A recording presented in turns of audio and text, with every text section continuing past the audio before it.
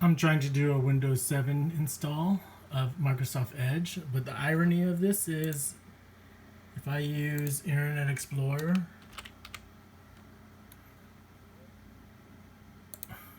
I can't even download and install Edge. I was able to see, it's just so no one's maintaining this at all.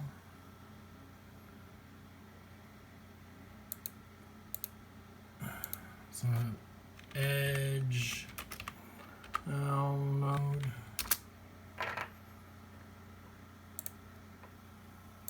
now.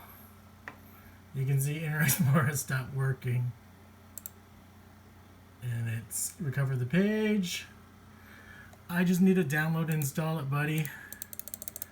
This is how crazy Windows 7 is on a fresh install. It won't even let me download and install Edge browser.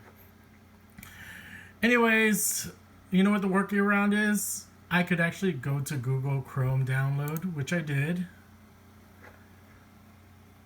Here's Google Chrome, and I've actually gone to download Microsoft Edge, and so I'm actually using instead Chrome to install Edge. Isn't that ironic?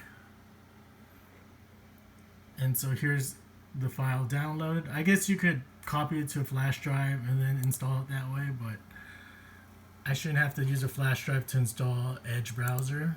So if you're on your newly installed Windows 7 desktop, most people are on Windows 10 now, but some will still use Windows 7.